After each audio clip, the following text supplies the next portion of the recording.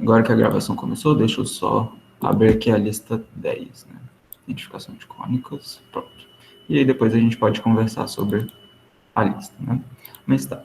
O que eu tinha pensado para a gente falar hoje é entender o porquê, né, por que a gente aplica o método e funciona, tá? Eu não vou justificar, tipo, não vou demonstrar do porquê do método funcionar, mas eu quero dar argumentos, né, para vocês verem que isso funciona, tá bem? Então tá. Antes disso, vamos entender o que é uma cônica. Como que a gente pode representar uma cônica? Uma cônica é, na verdade, o lugar geométrico, né, que satisfaz a seguinte equação. Nossa, fiquei um tempo sem escrever, agora eu tô... ax ao quadrado mais bxy mais cy ao quadrado mais dx mais ey mais f igual a zero. Nossa, Felipe, o que você escreveu é bem feio. De fato, é. Mas nota o seguinte, aqui o que a gente fez foi só pegar todas as combinações, né? Tipo, combinações quadráticas e lineares. Então, aqui a gente tem x quadrado, y quadrado, xy, né? A gente tem só x e só y. E a gente está pegando coeficientes disso. Então, a gente está pegando cada uma dessas parcelas, está multiplicando por um coeficiente, né? E está somando tudo. Isso tudo, no final, tem que dar zero. Né? Então, a gente está somando ali também um termo que não depende de nada, e isso tudo está dando zero. Então, esse A, B, C, D, E e F são justamente os coeficientes que caracterizam a nossa cônica, tudo bem? Então, se a gente mudar o A, o B, o C, o D, o E e o F, a gente altera a nossa cônica. E antes de mais nada, a gente vai partir de um caso mais simples, que é justamente quando esse B aqui vale zero. Então, vamos analisar primeiro o B valendo zero. Se o B vale zero, a gente não tem esse termo aqui. Então, a gente vai ter simplesmente o seguinte. X ao quadrado mais CY ao quadrado mais DX mais EY mais F igual a zero. E aí, a gente já tinha conversado na semana passada, mas a gente vai retomar um pouco dessa conversa, que é, esse cara aqui, dessa forma, ele representa uma cônica que foi transladada, no máximo, tudo bem? Então, vamos supor que o D e o E sejam diferentes de zero, tudo bem? Então, se o D e o E são diferentes de zero, a gente só pegou a nossa cônica e transladou ele.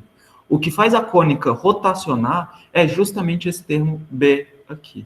Como a gente está falando que B é igual a zero, a gente está falando que não tem rotação nessa cônica. Então, esse caso mais simples, quando B é igual a zero, a gente está partindo do pressuposto de que a nossa cônica ela só foi transladada. Felipe, como que eu vejo que isso representa uma translação? É simples. Vamos supor que o A seja diferente de zero. Então, se o A for diferente de zero, o que a gente pode fazer é dividir tudo por A. Então, a gente vai ficar com x ao quadrado mais c sobre a y ao quadrado mais d sobre a x mais e sobre a e sobre a y mais f sobre a. Tudo bem? Por que eu fiz isso? Agora, a gente vai escrever o seguinte, ó. A gente vai pegar os termos que tem x e vai colocar no comecinho aqui. Então, vai ficar x ao quadrado mais d. E, na verdade, aqui eu vou escrever isso aqui como sendo 2 vezes d sobre 2a x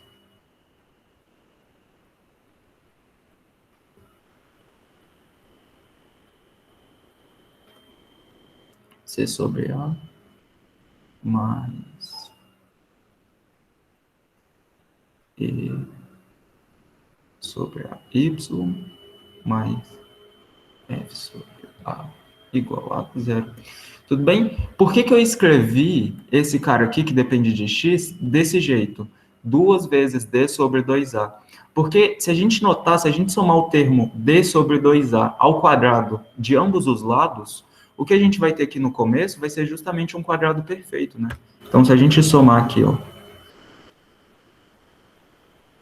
d sobre 2a ao quadrado, mais, né? Mais d sobre 2a ao quadrado.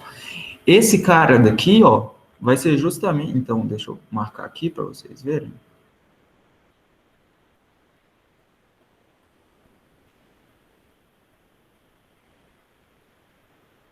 Bem, então, esse cara daqui vai ser simplesmente... A gente pode, ao invés de escrever tudo isso, essa coisa feia, a gente pode simplesmente escrever x mais d sobre 2a ao quadrado, né? E aí, a gente pode repetir a mesma coisa, assumindo que o c seja diferente de zero, né? Então, se o a for igual a zero, a gente poderia fazer uma análise separada. Se o c for igual a zero, a gente também poderia fazer uma análise separada. Mas o que eu estou querendo fazer é só justificar do porquê que isso representa uma translação. Os pormenores, né, eu vou deixar para vocês aí pensarem, não é difícil, é bem trivial.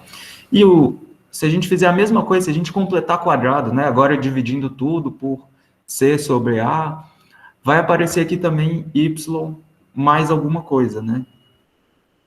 Y mais... A gente poderia, sei lá, colocar o c sobre a em evidência. Vai aparecer ali o c sobre a em evidência. E a gente vai poder colocar aqui alguma coisa que não vem ao caso, mas que vai ser alguma coisa com algumas letras, né? Ao quadrado, isso daqui vai ser também igual a uma outra coisa, sei lá, um triângulo. Tanto faz o que vão ser essas coisas. E por que eu estou falando isso? Porque o que eu quero que vocês notem é esses caras aqui, ó. Esse d sobre 2a e esse quadrado aqui, esse quadrado aqui eu quero, ele vai ser só um número, tá? Um valor. É só porque ele vai depender das letras aqui e eu não fiz isso e vai ser chato para fazer de cabeça. Então, esse triângulo aqui também representa só um número. Tipo, não importa qual é o número, é só um número. Esses caras, esse d sobre 2a e esse quadrado, eles representam translações. Porque a gente viu exatamente, quando a gente quer transladar uma cônica, a gente pega e faz. No lugar do x, a gente substitui por x menos a coordenada, né, do centro da cônica. Ou seja, a gente quando o b igual a zero, a gente, de fato, tem só uma translação na cônica. Tudo bem? Então, o que a gente vai fazer é o seguinte. O nosso objetivo maior a gente já sabe analisar quando a cônica tem só uma translação. É só completar quadrados. Tipo, isso é bastante trivial. E como a gente só quer identificar a cônica, uma hipérbole transladada vai continuar sendo uma hipérbole. Tudo bem? Uma elipse transladada vai continuar sendo uma elipse. O fato de você transladar não altera a cônica. Então, para efeitos de análise, o que a gente pode fazer é simplesmente desconsiderar o D e o E. Tudo bem? Por quê? Porque esse D e esse E, eles vão representar, no máximo, uma translação. Então, como a gente viu que para efeitos de análise, né, para efeitos de identificação, como a gente viu que uma hipérbole rotacionada continua uma hipérbole, uma elipse rotacionada continua uma elipse, ou uma elipse transladada, né? Continua uma elipse, uma parábola transladada continua uma parábola, a gente pode só ignorar essa translação. E o que a gente precisa analisar é somente esse cara aqui, ó, o A, o C e talvez o F. O F, se ele for ele pode ser positivo, negativo, mas a princípio ele vai ser... a gente pode, a princípio, considerar só o A e o C, né, para a nossa análise, para a gente analisar o que está acontecendo. Tudo bem? Que cônica é essa? Até aqui, tudo certo? Tipo, a gente só teve uma conversa. Ok. Assim, o que eu fiz foi transformar todos os x em seus correspondentes usando aquela matriz de rotação. Aí eu zerei o termo x e y para não ficar figura rotacionada. Basicamente isso, Rafael. Acho que vocês estavam comentando, né, resolução. Mas, tirando isso, alguma dúvida? Acho que não. Tudo bem? A princípio, a única coisa que a gente fez foi argumentar um pouco do porquê que esse cara aqui, quando B é igual a zero, representa uma cônica, né? Foi apenas transladada. Então, a gente já viu que a gente pode só ignorar esse dx, o coeficiente d e o coeficiente e, né? A gente pode falar que eles são zeros, né? Para efeitos de identificação de cônica, tudo bem? Mas é óbvio que se a gente mudar o d e se a gente mudar o e, a gente está pegando a nossa cônica e arrastando ela. Certo? Tudo bem. E agora o que a gente precisa fazer é o seguinte, a gente precisa dar algum jeito de zerar esse fator B aqui, tudo bem? Porque esse fator B ele está rotacionando a nossa cônica. Certo. E como que a gente vai fazer isso? Antes de mais nada, a gente já viu que a gente pode considerar simplesmente o seguinte, né? A gente pode ignorar aquele D e E. Então a gente vai escrever só o seguinte: ax ao quadrado mais bxy mais cy ao quadrado mais f igual a zero. Tudo bem? Então, de novo, a efeitos de identificação de cônica, a gente pode falar que d e e igual a zero. Que os coeficientes, né, do x e do y são nulos, né, desses caras aqui. Ou seja, a cônica está centralizada na origem. Bem? E o que a gente vai fazer? Nota o seguinte, esse cara aqui, a gente poderia escrever ele... o que eu vou escrever aqui não é muito trivial a gente ver isso a primeira vez, mas depois que a gente sabe que isso vale, vocês vão ver que isso vai naturalizar na cabeça de vocês. Então, esse cara, ax ao quadrado mais bxy mais cy ao quadrado, ele pode ser escrito simplesmente por xy vezes a b sobre 2, b sobre 2 e c. Tudo isso vezes xy. Tudo bem? E aqui a gente vai somar um f igual a zero. Certo? Então, nota o seguinte. A gente vai falar que essa matriz aqui, ela vai ser a nossa matriz x grande. E, naturalmente, esse cara daqui vai ser o nosso x transposto. E essa matriz aqui, a gente pode chamar ela de matriz H. A princípio é só uma letra, tá? Tem professores que chamam de matriz azão, mas eu chamo de H, mas não muda nada, tudo bem? Ou seja, essa equação, ela pode ser simplesmente reescrita da seguinte maneira, ó, x grande, né, então, xt h x mais f igual a zero. Tudo bem? Pessoal, se acostumem com essa notação aqui, porque essa aqui é uma notação bem mais compacta para a gente representar essas equações quadráticas, tudo bem? Então, esse x grande representa nada mais um vetor, né, com um x e y, em forma de coluna. E aí, nota o seguinte, se a gente fizer se a gente fizer os produtos, a gente vai recair exatamente nisso daqui, tudo bem? Então, assim, o que eu estou dizendo essa expressão aqui, ela não é muito simples de você perceber ela à primeira vista, mas depois que você vê ela, você sabe que se você fizer aqui os produtos, é bem simples, tá? Só façam aí os produtos matriciais, vocês vão ver que vocês vão chegar exatamente nessa equação daqui, tudo bem?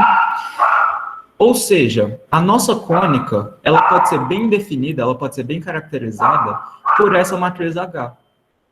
Ou seja, se a gente muda o A, o B e o C, a gente muda a nossa cônica. Então, a gente pode representar a cônica, a gente pode, ao invés de representar a cônica por toda essa equação, a gente pode simplesmente analisar essa matriz H aqui. E essa matriz H, ela vai ser muito importante, tudo bem? E basicamente o que a gente precisa fazer é calcular os autovalores e autovetores de H. Tá, mas o que são autovalores e autovetores? A gente já vai comentar isso, tudo bem? O que a gente quer fazer, a gente quer encontrar uma rotação, então olha só, a gente quer encontrar um x', tudo bem? A gente quer encontrar coordenadas x', y', x', y', onde essa cônica ela não esteja rotacionada, onde ela esteja alinhada, bonitinha, né? E o que a gente vai fazer? A gente vai falar que esse sistema, onde essa cônica... Pensa o seguinte, toda cônica torta que foi rotacionada, você consegue definir um ângulo pelo qual aquela cônica foi rotacionada. O que isso quer dizer? Pensa o seguinte, qualquer objeto que você pega, se você pega uma garrafa e você rotaciona esse objeto, você consegue definir qual foi o ângulo que você precisou rotacionar em cada uma das direções, né, para poder chegar partindo de um ponto inicial para chegar no ponto final.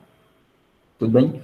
E o que a gente está querendo dizer é exatamente isso. A gente pode pegar essa cônica, toda cônica que está tortinha, a gente consegue girar ela por algum ângulo para que ela fique alinhada. Tudo bem? De novo, a gente eu só estou argumentando isso para vocês, mas existem demonstrações mais formais. Bem, também não vem ao caso aqui. O que eu quero passar é a intuição do porquê que as coisas funcionam. Tá. Então, a gente vai falar que esse x' é justamente o nosso referencial quando a gente faz essa rotação e a nossa cônica ela fica centralizada. Tudo bem? Então, quando ela fica centralizada, a gente já viu que a gente precisa rotacionar por um ângulo θ. Então, esse rθ aqui é justamente aquela nossa matriz de rotação. Cosseno, seno, menos seno, cosseno. Tudo bem? Então, esse θ aqui é justamente o nosso ângulo. Ou seja, se eu pegar a nossa matriz e rotacionar ela por um certo ângulo θ, eu centralizo a nossa cônica. Bem? Então, se eu pegar a nossa cônica e rotacionar ela por um ângulo de θ ou menos θ, né? Eu não sei, precisaram ver a princípio, mas se a gente rotacionar ela por um ângulo, a gente vai obter a mesma cônica centralizada, tudo bem? Então, o que a gente pode fazer isso aqui ainda é simplesmente falar que x igual a r θ transposto x'. Esse θ transposto aqui, a gente pode só simplesmente chamar isso aqui de uma matriz Q. Tudo bem? QX'. Vocês vão ver que esse transposto, sem estar transposto, ele não vai fazer diferença para a gente. Tudo bem? E o que a gente vai fazer vai ser o seguinte. Vai ser... A gente vai pegar, no lugar desse... A gente vai pegar esses caras aqui e a gente vai substituir por QX'. Então, antes, vamos só calcular a transposta de x. X1 é transposto. X transposto vai ser simplesmente a gente pegar QX' e a gente transpor isso.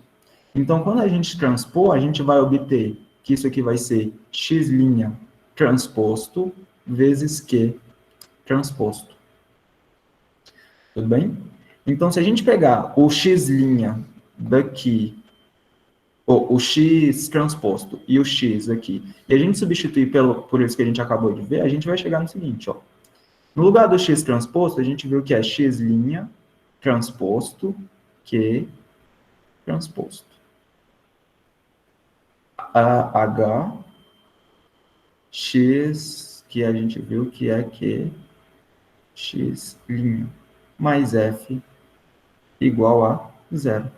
Só que a gente já discutiu que a nossa cônica, o que caracteriza essa cônica, o que define essa cônica, é simplesmente essa matriz aqui, ó, do meio, né?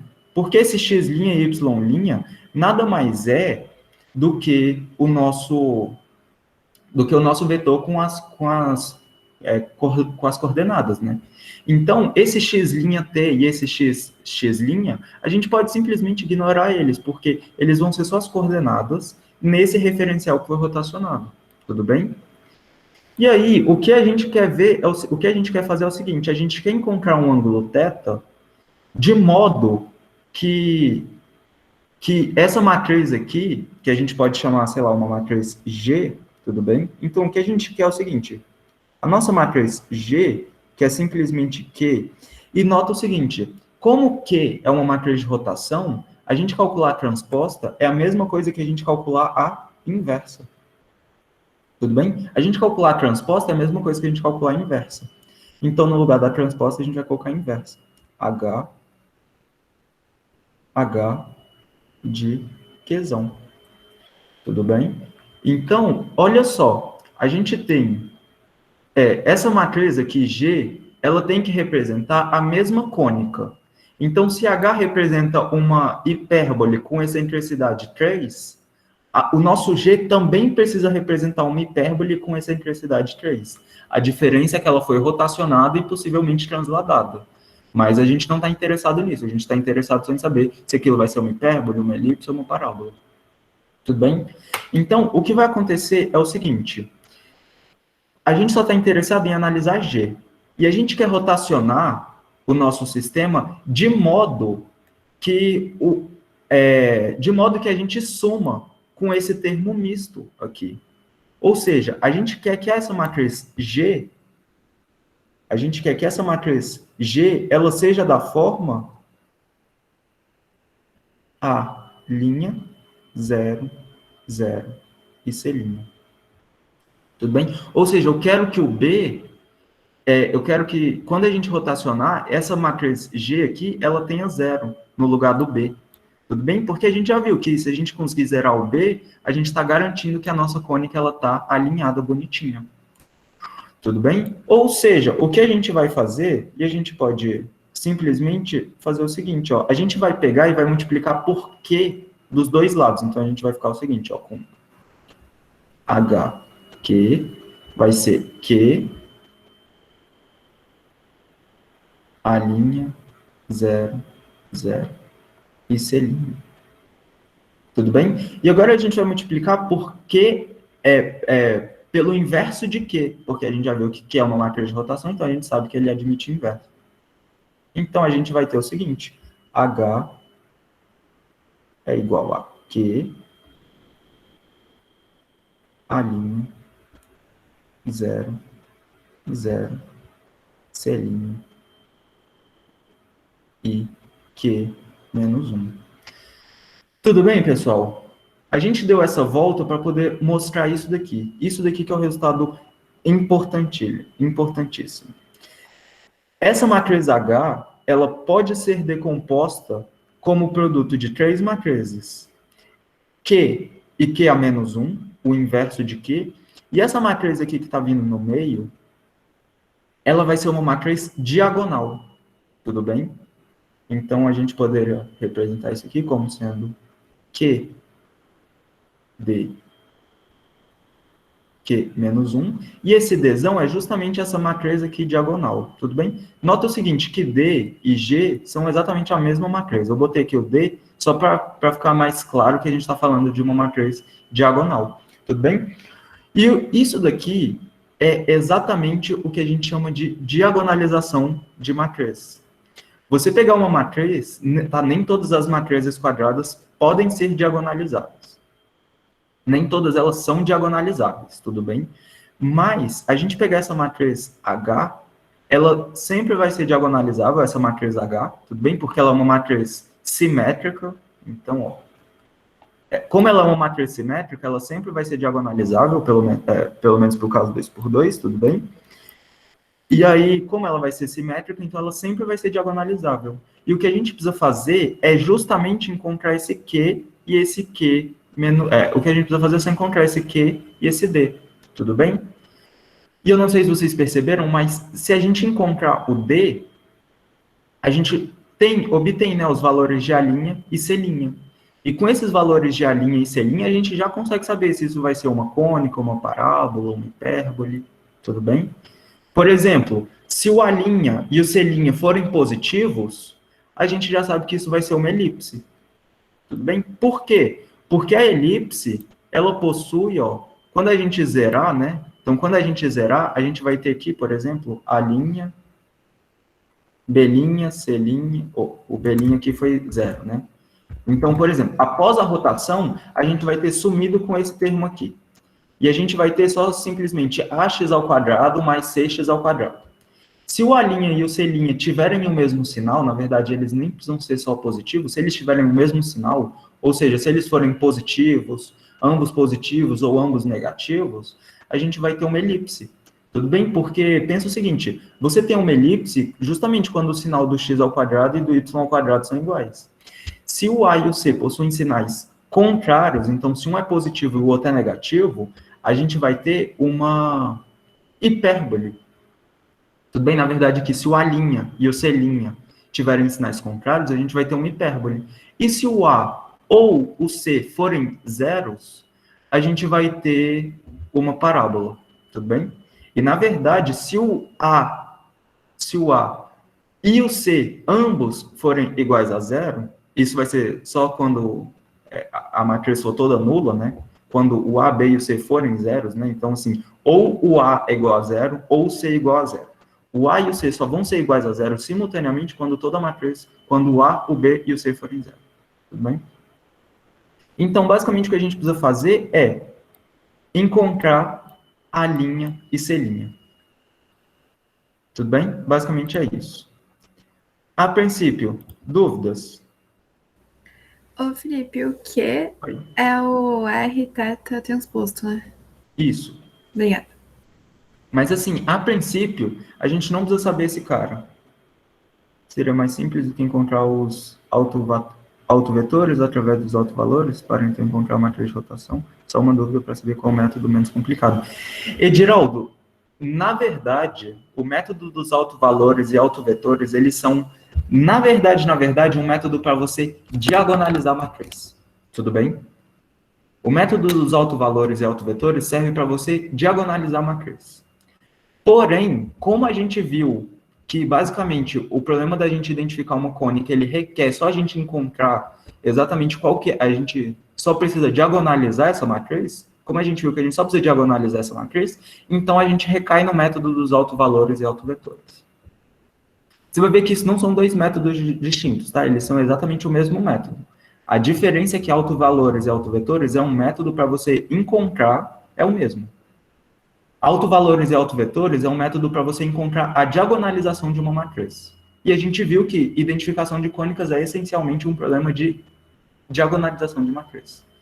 Identificação de quádricas é exatamente a mesma coisa. A diferença é que ao invés de calcular 2 autovalores, você vai calcular 3 autovalores e 3 autovetores. Porque agora você está no espaço. Mas é essencialmente a mesma coisa, só fica com mais conta.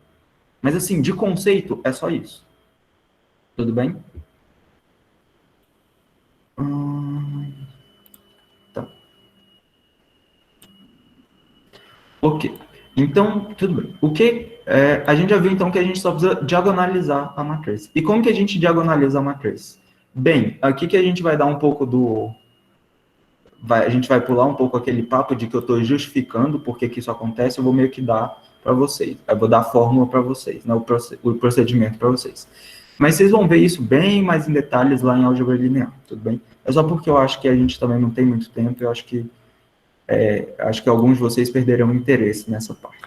Mas, basicamente, esse A' e esse C', então, A' e C' serão justamente os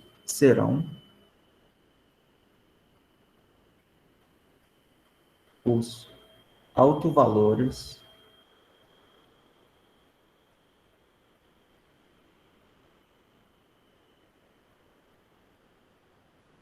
de H. Tudo bem? Essa daqui é a mágica. A linha e C' serão os autovalores de H. Tá bom, Felipe, mas o que é um autovalor? É simples. Um autovalor é quando você pega uma matriz, né, o autovalor associado a uma matriz, e é sempre, a gente está falando de matrizes quadradas, tudo bem? Desculpa.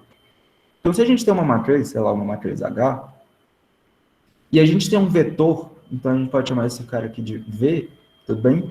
Então, se a gente calcula o produto H vezes V, isso aqui pensa o seguinte, H é um produto matricial, então é difícil. E a gente fala que isso daqui vai ser lambda V. Ou seja, existem alguns vetores, tudo bem? E nota o seguinte, que todos os múltiplos, então se V satisfaz, alfa V também satisfaz. Alfa V também é um autovetor. Tudo bem? E o que a gente fala é o seguinte, os autovalores de H, da matriz H, são justamente os valores lambda, são exatamente os números reais lambda, tal que você consegue escolher um vetor V, de modo que H vezes V seja simplesmente você escalonar esse vetor. Seja justamente lambda vezes V. Tudo bem? E nota que se V é um autovetor, é o autovetor associado a um valor de lambda, né, a um autovalor lambda, alfa vezes V, alfa é um múltiplo, tudo bem? Também vai ser um autovetor, porque o alfa meio que ele consegue entrar aqui em todas as multiplicações. Então, é bastante simples de ver que se o V vai ser um autovetor, qualquer múltiplo escalar dele também vai ser um autovetor. Só que o que a gente vai estar interessado vão ser justamente nos autovetores de comprimento 1. Então, a gente vai estar procurando os autovetores normalizados, tudo bem? E a gente vai ver que essa matriz Q, ela vai ser justamente quando a gente pega os dois autovetores normalizados, né, associados à linha e C', e a gente coloca eles nas colunas. Tudo bem? Mas a gente vai ver isso. Tá. Dúvidas no que é um autovetor e o que é um autovalor e um autovetor?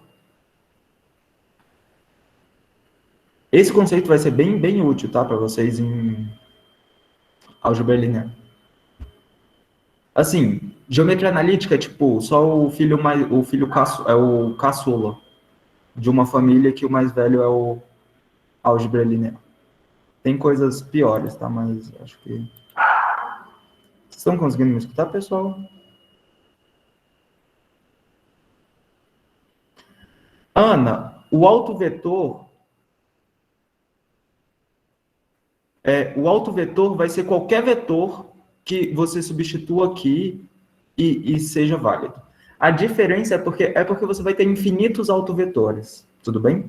Só que muitos desses autovetores vão ser simplesmente um múltiplo de um vetor normalizado, né? De um vetor de comprimento 1. Então, a gente está interessado não nos infinitos autovetores, mas só nos autovetores de comprimento 1. Tudo bem? Mas, de novo, autovetor existem infinitos. Todos os múltiplos escalares de V serão autovetores. Mas a gente está interessado só no cara de comprimento 1. Certo? Ok. Então tá. Como que a gente calcula autovalor? Nota o seguinte, se a gente pega esse lambda V, isso aqui é a mesma coisa que lambda vezes a identidade vezes V. Tudo bem? Ou seja, se a gente pegar o nosso... e passar esse H, lambda e V para o outro lado, a gente vai ter o seguinte, H Vzão menos lambda I vezes V igual a zero.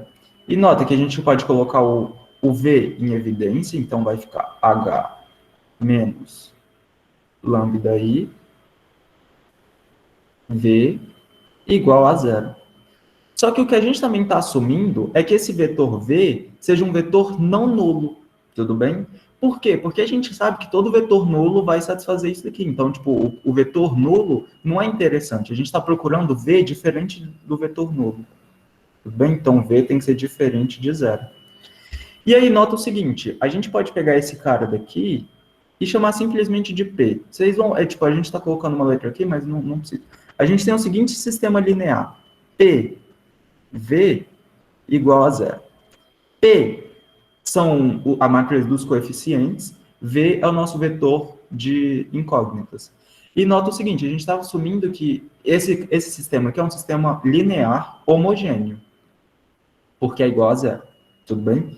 Se esse cara é um sistema linear homogêneo, e como ele possui solução não trivial, ou seja, ele possui uma solução diferente de zero, então significa que o determinante de P tem que ser igual a zero. Ou seja, essa matriz P, ela tem que ser uma matriz singular. Tudo bem? Então, a gente tem aqui o seguinte, que det de P igual a zero. Tá, por que o determinante de P tem que ser igual a zero? Então, isso a gente tinha visto com detalhes mais para o começo do curso, né? Então, quando a gente estava vendo sistema linear, quando que ele é possível, impossível, determinado, a gente também viu quando um sistema tem solução não trivial, né? Então, suponha que o P, que o determinante dele seja diferente de zero. A gente já viu que se o determinante dele é diferente de zero, então existe uma inversa para P. E olha só, se eu falo que existe um vetor V diferente de zero, e eu falo que o meu vetor P, ou que a minha matriz P, ela é invertível, então olha só, eu posso simplesmente multiplicar por P a menos 1. Isso aqui vai ser P menos 1 vezes zero. E P menos 1 vezes zero a gente sabe que vai dar zero, tudo bem? Só que P menos 1 vezes P vai dar identidade vezes V vai dar V. Ou seja, a gente tem simplesmente que V igual a zero. E nota o seguinte, a gente estava assumindo que o nosso V era diferente de zero. E a gente só multiplicou por P a menos 1 nos dois lados, a gente chegou que V igual a zero. Ou seja, como a gente está chegando nessa contradição, significa que o passo que a gente fez, que a gente multiplicou por P a menos 1, ele está incorreto. E se ele está incorreto, então P, essa matriz P, ela não é invertível. E se essa matriz P, ela não é invertível, então o determinante dela é igual a zero. Tudo bem? Vou apagar isso aqui, porque foi só uma justificativa do porquê que o determinante é igual a zero, mas quem está com sistemas lineares afiados aí já vai lembrar disso. Tudo bem? Só que vamos lembrar o que é o P. O nosso P, a gente chamou de P, só para não precisar ficar escrevendo H menos lambda V, e ele é simplesmente, ó, det de H menos lambda I. Esse I é a nossa matriz de identidade. Ou seja, isso tem que dar zero. Tudo bem? Então, o nosso A' e o C' vão ser justamente os valores de lambda que satisfazem essa equação aqui. Tudo bem? Então, vamos partir para um exemplo e vamos calcular os autovalores da matriz 1, 2, 0, 3. Tudo bem? Vamos calcular os autovalores dessa matriz. Então, a primeira coisa que a gente vai fazer é, a gente vai subtrair lambda vezes 1, 0, 0 e 1. Tudo bem? Ou seja, isso daqui vai ser simplesmente 1 menos lambda, 2, 0 e 3 menos lambda. Tudo bem? E a gente sabe que o determinante, né, que eu vou representar aqui pela barra, então a gente sabe que se a gente tomar o determinante disso daqui, isso vai ter que dar zero. Só que o determinante vai ser o produto dos elementos da diagonal principal. Então, 1 menos lambda vezes 3 menos lambda, menos 2 vezes zero. Né? Isso daqui tem que dar zero. Só que isso daqui já vai ser zero. Ou seja, 1 menos lambda vezes 3 menos lambda, isso daqui precisa dar zero. Só que isso só vai ser zero se ou o lambda for igual a 1, ou o lambda for igual a 3. Ou seja, os nossos autovetores associados a essa matriz aqui, 1, 0, 2, 3, vai ser justamente lambda igual a 1 e lambda igual a 3. Tudo bem? De modo geral, calcular autovetor é só isso. É só você jogar lá e a gente calcula os autovetores. Tudo bem? Nota o seguinte, se a gente pegasse esse cara aqui, 1 menos lambda, 3 menos lambda, e a gente, qual o nome? E a gente distribuísse, a gente ia chegar em uma equação quadrática, em uma equação do segundo grau, em lambda. E a gente sabe que uma equação de segundo grau, ela pode ter até duas raízes, né? Então, ela pode não ter raízes reais, ela pode ter uma raiz real, né? Na verdade, ela pode ter duas raízes iguais, que no caso é ter uma única raiz distinta, né?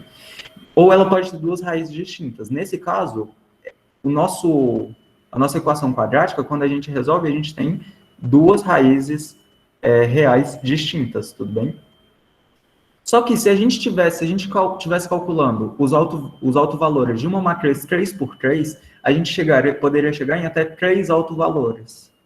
Se a gente tivesse calculando de uma matriz 4 por 4, a gente poderia chegar em até 4 autovalores. Isso daqui é o que a gente chama de polinômio característico. Quando a gente calcula esse cara aqui, det de h menos lambda i, a gente vai chegar num cara chamado polinômio característico. Tudo bem?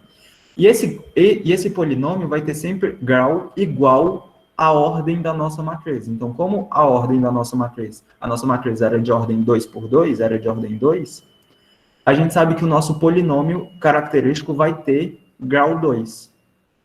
Por isso que ele tem 2 raízes. Se fosse de grau 3, ele poderia ter até 3 raízes. Na verdade, o que a gente está interessado são justamente nas raízes do nosso polinômio característico. Tudo bem?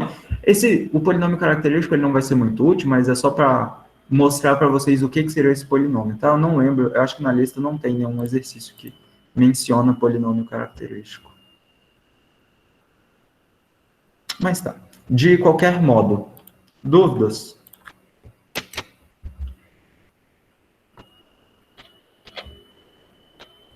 Felipe, nas questões eu vou precisar fazer toda essa justificativa dos autovetores, tipo, toda a dedução que você fez até chegar nos valores? Não. Pera. Vocês vão ter que fazer isso aqui, ó. Isso daqui. Vocês vão pegar e falar, os autovetores da matriz, vocês vão botar lá, a matriz A, a matriz B, a matriz H, o que vocês quiserem chamar. A matriz A vai ser dada por isso aqui, por exemplo, 1, 2, 0, 3. Então, os autovetores dessa matriz vão ser dados por... Aí vocês escrevem 1, 2, 0, 3, menos lambda, tal, calcula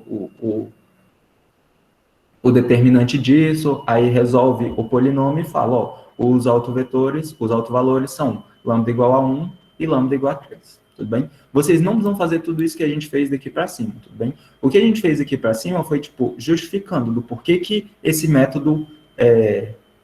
do porquê que a diagonalização é um método válido para a gente identificar as cônicas e as quádricas. Mas vocês não precisam fazer isso para toda a questão, tudo bem? Basicamente, vocês vão... Oi. Depois que você terminar essa dúvida, posso fazer uma pergunta? Oi? Você já terminou de responder a dúvida? Eu queria fazer uma Pode? Pode fazer? Então, quando você faz e acha essas raízes, né, que é os valores de lambda, você tem que chamar um de A linha e outro de C linha, certo? Qual que eu escolho para ser o A linha e qual que eu escolho para ser o C linha? Então, sinceramente, tanto faz. Só que aí, se você escolhe, por exemplo, o A' para valer 1, você vai ter que colocar na primeira coluna da matriz Q, que a gente viu aqui. A gente vai mostrar também como constrói essa matriz Q, tudo bem? Então, na primeira linha da matriz Q, a gente vai colocar os autovetores do 1. E na primeira coluna, tá? Na primeira coluna de Q, a gente vai colocar os autovetores de 1. E na segunda coluna, a gente vai colocar os autovetores de 3. Se você quisesse tomar o contrário, você pode. Só que aí você vai ter que inverter as colunas do Q. Entendi. Obrigado. Tudo bem? Nada. Mas isso daqui, você inverter o A' com C', é basicamente isso aqui, ó. Você tem, sei lá, uma parábola, tudo bem? Então, você tem aqui, ó, o nosso plano, tudo bem? E você tem aqui, ó, uma parábola. Essa parábola tá aqui. Vocês concordam comigo que eu poderia pegar essa parábola e rotacionar ela de modo que ela fique aqui? Ou ainda, eu poderia rotacionar ela de modo que ela fique assim. Tudo bem? Ela pode ficar alinhada no eixo X ou no eixo Y. Tudo bem? E é por isso que tanto faz você pegar A', C' ou você inverter eles. Basicamente, o que você vai estar fazendo é alinhando em um dos eixos e alinhando em outro dos eixos. Mas, para efeitos práticos, não muda nada. Tudo bem? Então, tipo, se você muda o A' com C', basicamente o que vai acontecer é, se a sua elipse antes tinha o foco sobre o eixo Y, agora ela vai estar sobre o eixo X. Ela só vai estar, tipo, no outro eixo. Mas, essencialmente, não muda nada. A análise continua a mesma. Tudo bem? Então tá, como que a gente calcula agora aqui ó, teve uma dúvida, o lambda é autovetor ou autovalor? Pensa o seguinte, autovetor, eu posso escolher os valores de H, então? Não, então, H é justamente a matriz formada com os coeficientes, tá? O A, o B e o C. Então a gente coloca o A, B sobre 2, B sobre 2 e C. Esses coeficientes são dados no problema, tudo bem? Então, essa matriz H, você não escolhe ela, tudo bem? O problema vai te dar. Eu estava dando ali um exemplo de como que a gente calcula auto valor, tudo bem? Então, olha só, Ana, a sua pergunta, se o lambda vai ser um autovetor ou um autovalor. Pensa o seguinte, autovetor tem vetor no nome, autovalor tem valor no nome. O lambda é um número ou é um vetor? É um número. Então, ele vai ser um autovalor. Autovetor vai ser justamente o vetor que a gente encontrar. O lambda não é um vetor. Tudo bem? É bem imediato, tá? A associação. Então, tá. Como que a gente calcula? Vamos supor que a gente queira agora calcular os autovetores dessa matriz. Ó. O que a gente vai fazer? A gente vai dividir em dois casos. Então, o primeiro caso é quando o nosso lambda é igual a 1. Bem, então, para lambda igual a 1. Para lambda igual a 1, isso daqui implica o seguinte, que se eu pegar a matriz 1, 2, 0, 3, e o nosso vetor, a gente pode representar ele por xy. Bem, isso daqui vai ter que ser simplesmente uma vez xy. Só que uma vez xy é simplesmente xy. Tudo bem? Ou seja, se a gente pegar esse cara, a gente tem o seguinte, a gente pode fazer esse produto aqui, né, e comparar aqui com o outro lado. Então, a gente vai ter simplesmente x mais 2y, e se a gente fizer embaixo, a gente vai ter só 3y. Isso aqui tem que ser simplesmente x e y. Ou seja, a gente tira que x mais 2y precisa ser igual a x, tudo bem? E 3y precisa ser igual a y. Vocês vão ver que esse x daqui, ele vai simplificar com esse x daqui. E a gente vai ter simplesmente que essa equação é exatamente igual a essa. E o que faz sentido, né? Porque pensa, como a gente tem um sistema 2x2, como a gente já viu que esse cara vai ter infinitas soluções, então significa que é como se a gente pudesse fazer algumas operações entre as linhas e a gente sumisse com uma das equações. Então é como se a gente tivesse duas equações, mas uma equação é simplesmente um múltiplo da outra. Uma equação é tipo um múltiplo da outra. Então a gente poderia só meio que ignorar essa equação, né? Então, é como se a gente tivesse apenas uma equação do tipo 2y igual a 0. 2y igual a 0. Ou seja, o y igual a 0. E o nosso x, ele pode variar livremente. Qualquer valor de x que você escolher vai dar certo. Tudo bem? Ou seja, o nosso autovetor, ele pode ser representado por isso aqui, ó. O nosso autovetor, que eu vou representar aqui como V1, ele vai ser simplesmente 1, 0. Felipe, por que você pegou esse autovetor? Porque pensa o seguinte, se o meu y é igual a 0 e o meu x pode variar livremente, vamos escolher, tudo bem? Nota o seguinte, ele teria infinitos autovetores. O mais correto seria a gente representar o seguinte, ó. Alfa, lambda, 1, 0, né? Para alfa pertencente aos reais. Só que a gente vai estar interessado justamente no caso quando V1 possui complemento igual a 1, que é simplesmente o vetor, né? É simplesmente o vetor 1, 0. O vetor 1, 0 já possui complemento igual a 1. Tudo bem? Mas, a princípio, os autovetores são todos esses vetores aqui. Alfa, 1, 0 em que alfa pode estar pertence aos reais. Tudo bem? E agora, a gente vai fazer exatamente o mesmo, a gente vai aplicar exatamente o mesmo método. Então, lambda igual a 3, a gente vai ter o seguinte.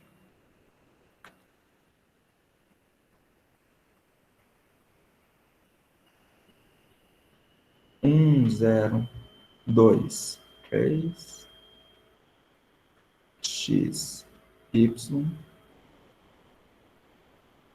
Isso aqui vai ter que ser igual a 3 vezes x e y.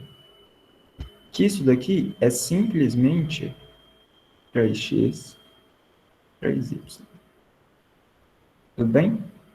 Então, o que a gente vai fazer é, vamos pegar e vamos fazer esse produto matricial ali. Então, a gente já viu que a gente vai ter simplesmente x mais 2y aqui embaixo, 3y. Isso tem que ser simplesmente igual a 3x, 3y. Nota que essa segunda linha aqui, ela não traz nenhuma informação nova, porque a única coisa que ela está falando é que 3y é igual a 3y. Isso é óbvio. Então, a única equação que tem alguma informação relevante é essa da primeira linha, que é x mais 2y igual a 3x. E nota o seguinte, se a gente passar o x subtraindo, né, para o outro lado, a gente vai ter simplesmente que 2y igual a 2x, e a gente vai chegar simplesmente x igual a y. Tudo bem? Ou seja, o nosso vetor V3, tá, associado ao nosso alto valor 3, ele vai ser simplesmente o vetor da forma x, ou ainda, por exemplo, x, 1, 1. Tudo bem? E, se a gente quiser, a gente poderia até tomar o vetor normalizado. Então, a gente poderia escolher aqui, sei lá, por exemplo, botar aqui um alfa vezes... quando a gente normaliza, 1 ao quadrado mais 1 ao quadrado é 2. Então, a gente vai dividir por 1 sobre raiz de 2.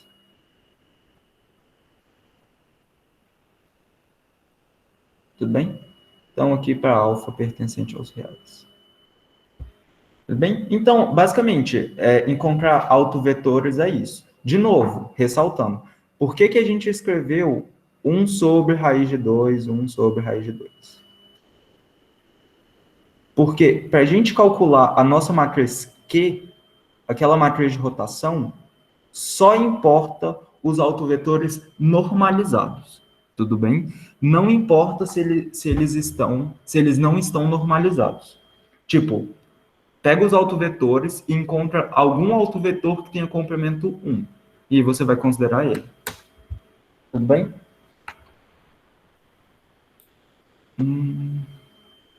As linhas, por serem proporcionais, posso pegar primeiro, por exemplo, colocar x em função de y. Júlia, foi exatamente isso que a gente fez, né? Acho que você já viu. Mas, essencialmente é isso. E tá, a gente viu um monte de coisa que a princípio não se relaciona com o que a gente viu, mas com a identificação de cônicas. Mas identificar cônica é basicamente aplicar esse procedimento de calcular autovalores e calcular autovetores. Tudo bem? E aí, como que a gente sabe qual que vai ser a matriz Q e qual que vai ser a matriz D, né? Então, ó, vamos só lembrar aqui. A nossa matriz D vai ser justamente a matriz diagonal, né? Com a linha e selinha. E a gente já viu que esse a linha e selinha vão ser os autovalores. Então, a gente já viu como calcula os autovalores. E a gente já viu que essa matriz Q vai ser simplesmente a nossa matriz... Como que a gente calcula agora o Q? É isso que a gente vai ver. Bem? Então, olha só. A gente já viu que a nossa matriz D vai ser simplesmente a nossa matriz lambda 1, 0, 0, lambda 2. Onde esse lambda 1 e lambda 2 são só autovalores, né? E independe da ordem. E a nossa matriz Q vai ser justamente quando a gente pega o nosso autovetor 1 e o nosso autovetor 2, e escreve eles em forma de coluna. Tá? Lembrando, esses vetores aqui, que a gente vai estar colocando eles nas colunas, eles precisam ser normalizados. Então, ó, vamos ver aqui, para esse caso aqui, ó, que a gente viu que o nosso V1 é 1, 0, que a gente já viu que estava normalizado. Então, como que a gente coloca em forma de coluna?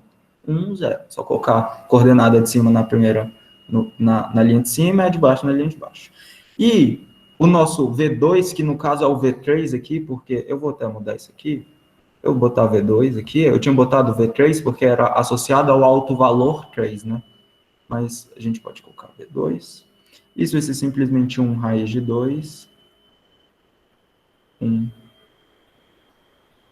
raiz de 2.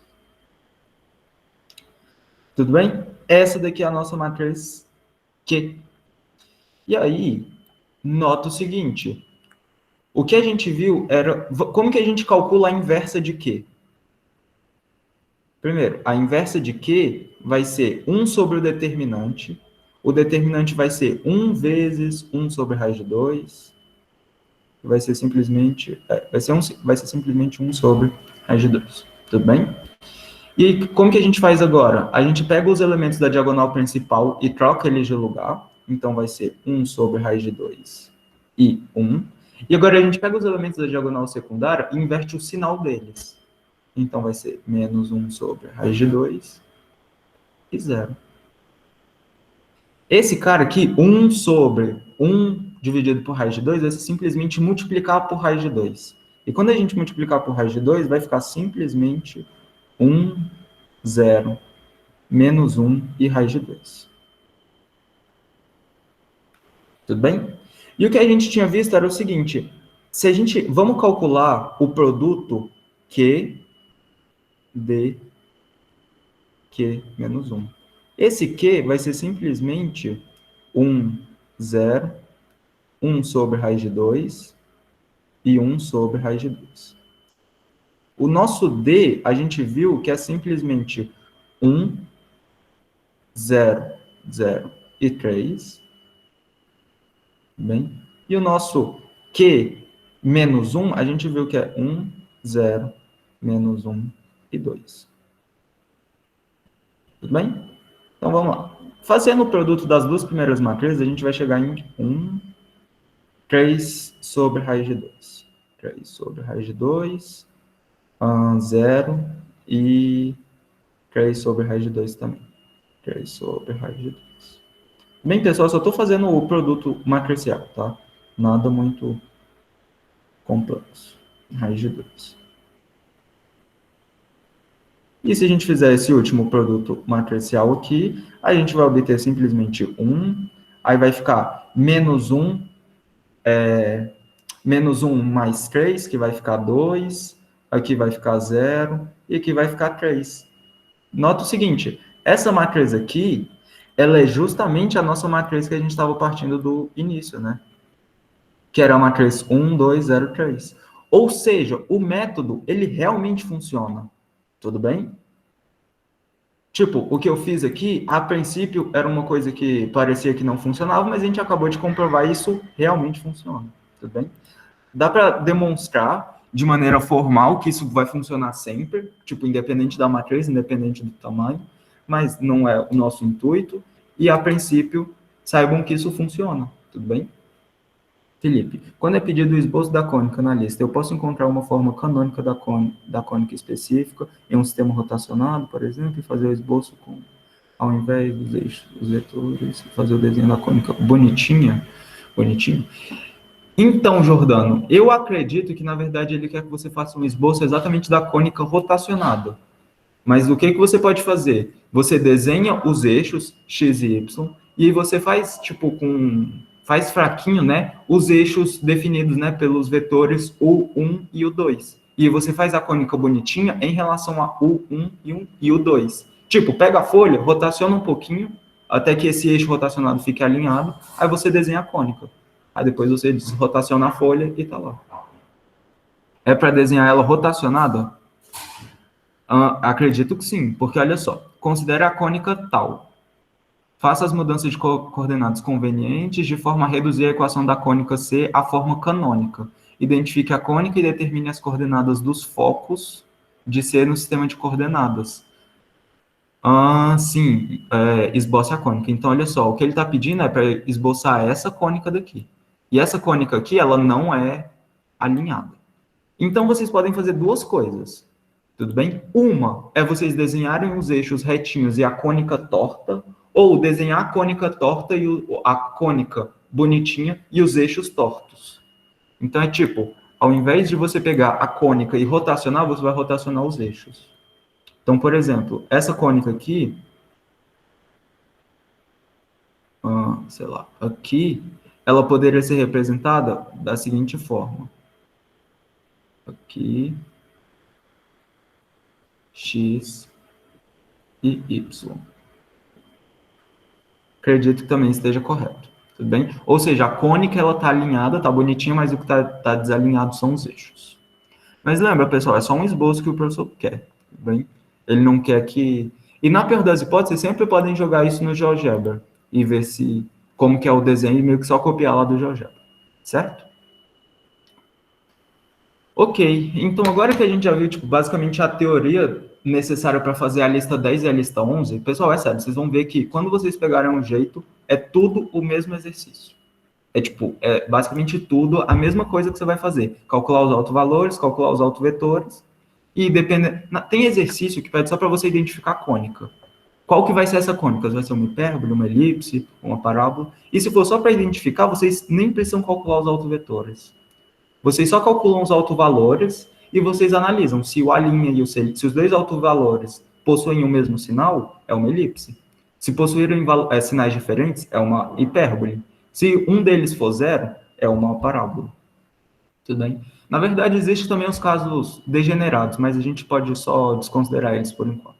O que a gente está interessado só são nos casos não degenerados, certo?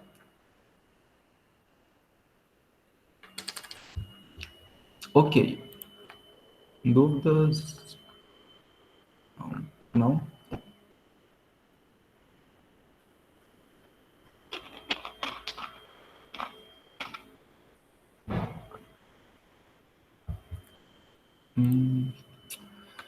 Tá bom. Então, vamos... Basicamente é isso. Como que a gente pode lidar agora com os exemplos? Vamos lá. Vocês querem que eu comente qual exercício? 2, 2. Esse 2 é bem bonitinho. Exercício 3, 2, 4, 5. Tá. A gente pode tentar comentar de todos, né? Se não for, se não demorar muito, mas tá. Vamos então, como o 2 foi o que teve mais pedidos, vamos então para o 2. Primeiro, vamos abrir o GeoGebra. Na verdade, a gente pode até abrir o Desmos, tá? Vamos ter o GeoGebra. O Desmos, ele é de função, tá? Então, ele plota a função. Então, a gente vai plotar a seguinte função. Y igual a A dividido por X. E que a gente vai colocar esse A como um controle deslizante. Primeira coisa, se vocês tivessem que chutar, vocês chutariam que o gráfico aqui dá 2, ó. Considera o conjunto tal. Então, ele só pega os reais e tira o zero. E ele fala o seguinte, ó, considera a função f, que é um alfa dividido por x. E o que ele faz é o seguinte, olha só, mostra que o conjunto dos pontos x, y, pertencente a i ao quadrado, né? Isso aqui vai ser em que y é igual a f de x, descreve uma cônica, identifica. Esse conjunto de pontos vai ser justamente os pontos f, x e f de x. Ou seja, esse cara aqui, ó, vai ser justamente o gráfico dessa função. Porque basicamente o que a gente está pegando é o conjunto de todos os pontos x e y, em que a coordenada y é justamente f de x. Ou seja, a gente está pegando, escolhe um x, e a gente está pegando justamente o valor de f de x. Que é justamente o conjunto de pontos vai descrever justamente essa curva, né, o gráfico de f. Tudo bem? Ficou claro que, na verdade, o que o enunciado está pedindo é justamente mostra que o gráfico de f é uma cônica? Ficou claro isso?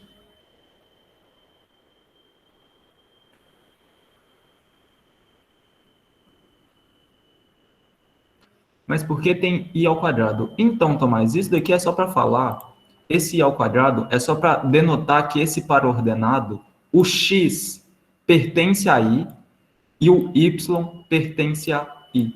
Isso daqui é a mesma coisa que você escreveu o seguinte, ó. É o que a gente chama de produto cartesiano. Você falar que x, y pertence, por exemplo, a R2, é a mesma coisa que você falar que x e y pertence a R cartesiano com R.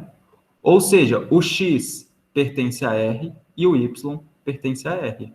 Só que ao invés da gente escrever R cartesiano, que é esse xzinho aqui, tudo bem? Nota que é como se a gente estivesse fazendo um produto entre conjuntos, tudo bem? R e R são conjuntos, então isso aqui não é produto vetorial, é o que a gente chama de produto cartesiano, tudo bem?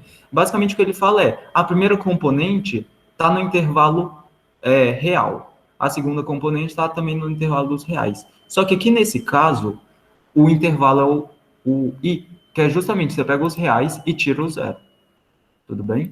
Ou seja, x e y, você falar que x e y pertence, né, a i ao quadrado, é a mesma coisa que você falar que x e y pertence a i cartesiano com i.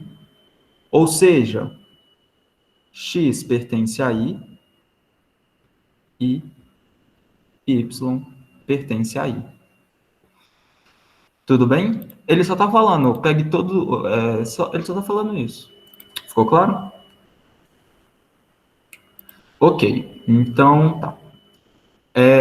Então a gente já viu que o que o enunciado está pedindo é só o seguinte: mostra que o conjunto dos pontos, né, x e y, que pertence ao I2, ou seja, não faz sentido a gente falar quando x é igual a zero, e o valor de f também nunca é igual a zero.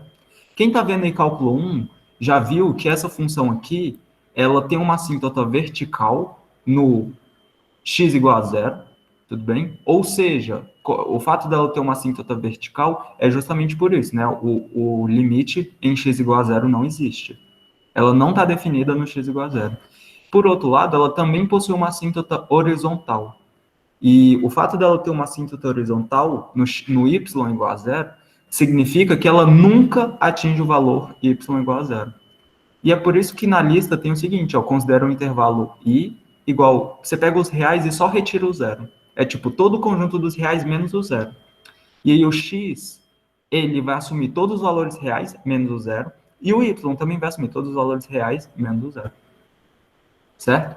Então, basicamente, o que ele fala é o seguinte, ó, mostra que o gráfico de f, a gente já viu que isso aqui é um sinônimo para gráfico de f, mostra que o gráfico de f é uma cônica, identifique-a. Só por esse gráfico aqui, se a gente pode variar aqui o alfa, ele fala alfa estritamente positivo, né?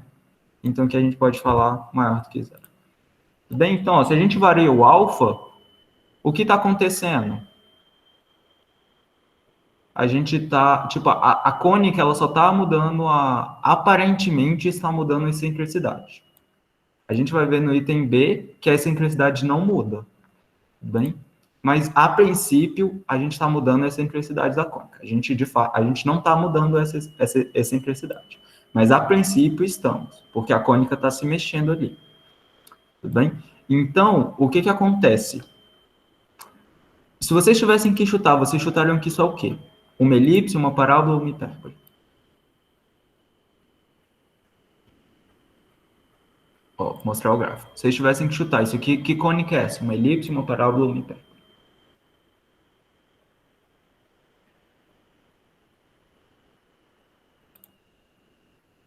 Hipérbole. Bem, eu espero que isso seja óbvio para todo mundo. Se não for, depois a gente pode ver essa dúvida. Mas assim, eu espero que essa altura do campeonato seja óbvio para todo mundo, que esse cara aqui vai ser uma hipérbole. Tudo bem? E nota o seguinte, você falar que o y é igual ao f de x, então é o seguinte, você está falando que a coordenada y é igual a f de x, só que o f de x é simplesmente alfa de x. Ou seja, xy igual a alfa. essa é a equação da sua cônica. E lembrando, lembra que eu falei que a cônica, que o termo misto, ele indica que a cônica está rotacionada? Então, vocês estão vendo que, nesse caso, a equação da cônica só tem o termo misto. Ou seja, a cônica está só rotacionada, ela está centrada na origem, mas ela está rotacionada. Tudo bem? Então, se a gente fosse escrever a matriz H dessa cônica, tudo bem? Como que a gente escreveria isso? Nota o seguinte, que no lugar do o A vale 0. O B também vale 0. O C vale 0. E o B vale 1, né? Só que aí vai ficar B sobre 2, vai ficar 1 sobre 2. 1 sobre 2. Tudo bem? Ou seja, o que vocês vão fazer é calcular os autovalores dessa matriz. Então, ó, se a gente calcula os autovalores, o que a gente quer calcular é o seguinte, o determinante de H menos lambda I. Nesse caso é I2, né, porque é uma matriz identidade de ordem 2. Isso vai ser simplesmente o determinante, né, de menos lambda, 1 meio, e menos lambda. E aí, nota que esse cara aqui vai ser simplesmente lambda ao quadrado menos 1/4, que isso aqui tem que dar 0, ou seja, lambda ao quadrado igual a 1/4, e daí vocês tiram os valores de lambda 1 e lambda 2. E vocês analisando se lambda 1 e lambda 2 vão ter, quais vão ser os sinais, né, desse lambda 1 e lambda 2, você consegue justificar se essa cônica vai ser uma elipse, uma parábola ou uma hipérbole. Mas já dá para ver que não vai depender do nosso... que o lambda, né, não depende do alfa. Tudo bem? E aí, no final das contas, vocês vão ter simplesmente... Aí vocês poderão calcular, né, a matriz... vocês poderão calcular a matriz Q. Eu acredito que depois que a gente já mostrou isso aqui, vocês terão dúvidas para calcular a matriz Q? É porque para calcular a matriz Q, eu teria que dar alguns spoilers de qual o nome? Eu teria que dar uns spoilers dos autovalores, e eu não queria fazer isso. Mas, tipo, eu acredito que a partir daqui seja tranquilo para vocês seguirem. Tudo bem? Mas, basicamente, o que vocês vão fazer é calcular os autovetores. E quando vocês calcularem os autovetores da matriz, né, vocês vão saber justamente em quanto a matriz foi rotacionada. Mas daqui, ó, por esses autovalores, então lambda 1 e lambda 2, a gente já consegue ver que isso daqui, como a gente já argumentou, né, graficamente, como a gente já viu graficamente, isso vai ser uma hipérbole. E essa hipérbole vai ser do tipo, então, né, lambda 1 x' ao quadrado mais lambda 2 y' ao quadrado. Isso daqui vai ter que ser igual a alfa, né? Ou seja, vocês precisam mostrar que se você pega e divide tudo por alfa, esse cara por alfa, dividido por alfa, a excentricidade dessa cônica permanece a mesma, né? E aí a gente tira que o A vai ser simplesmente, né, módulo de lambda 1, na verdade vai ser o A ao quadrado, né, vai ser alfa sobre o módulo de lambda 1, porque lembrando que lambda 1 que o alfa ao quadrado, que o A ao quadrado e o B ao quadrado são sempre positivos, então vai ter aqui algum sinal, ou no lambda 2 ou no lambda 1, que vai sumir, que vai fazer com que se torne uma hipérbole, e o nosso B ao quadrado vai ser alfa sobre lambda 2. Módulo de lambda 2, tá? A gente está tomando o módulo só para garantir que o lambda é positivo. Eu não tomei o módulo em alfa, porque no enunciado ele já fala que o alfa é positivo. E aí, se vocês lembrarem, que a gente tem o seguinte, c ao quadrado igual a ao quadrado mais b ao quadrado, né? Então, se somar, isso aqui vai ser simplesmente alfa sobre módulo de lambda 1 mais alfa sobre módulo de lambda 2. Daí vocês conseguem calcular o valor de C. Se vocês têm o valor de C e vocês também conseguem calcular o valor de A, é só vocês, na verdade, vocês poderiam calcular até a excentricidade ao quadrado, né? Porque se a excentricidade não muda, a excentricidade ao quadrado também não vai mudar. E a excentricidade ao quadrado vai ser simplesmente C ao quadrado sobre A ao quadrado. E o C ao quadrado vocês calculam daqui, e o A ao quadrado vocês calculam daqui. E o que vocês precisam mostrar é que essa excentricidade ela não depende do alfa. Ou seja, qualquer valor de alfa que a gente coloque vai dar a mesma excentricidade, tá? Júlia, ficou claro porque é da hipérbole? Agora entendeu, né? Calcular Q igual ao exercício mostrado. Calcular Q igual ao exercício mostrado anteriormente? Sim, Gabriel, exatamente. A gente pode ver aqui de fazer algum caso onde a gente pega e calcula de fato o Q, né, para algum desses caras, certo? E, pessoal, o que é interessante? Olha só, eu vou falar aqui uma coisa que é meio que uma consequência do item B. Nota o seguinte, mostra que a excentricidade dessa cônica não depende do parâmetro alfa. Ou seja, vocês vão chegar que essa cônica ela tem uma excentricidade constante para todo valor de alfa. Só que o que isso quer dizer? Isso é bem legal. Vamos pegar essa cônica aqui, tudo bem? Se a gente muda o valor de alfa, ó, o que a gente vai fazer? A gente vai tirar aqui um print disso. Vamos abrir aqui o print. A gente vai colocar aqui a imagem. A gente está interessado só aqui na cônica, certo? E o que a gente vai fazer vai ser o seguinte. Agora a gente vai mudar o valor de alfa. Pode ser para mais, pode ser para menos. Ó, vamos deixar ele bem apertadinho aqui. O que isso quer dizer? Que eu consigo só dar zoom. Ó, se a gente der zoom, vai chegar uma hora que, se a gente der o zoom, precisamente, o gráfico formado aqui vai ser justamente o mesmo gráfico que aqui. Ó, vamos tentar dar aqui um pouquinho mais de zoom.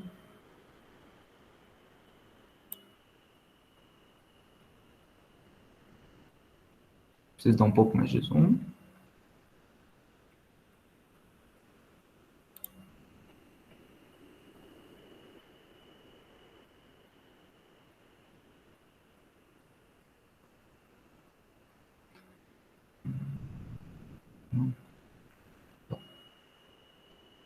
Se vocês notarem, os dois gráficos, eles possuem, ó, basicamente o mesmo formato, tá?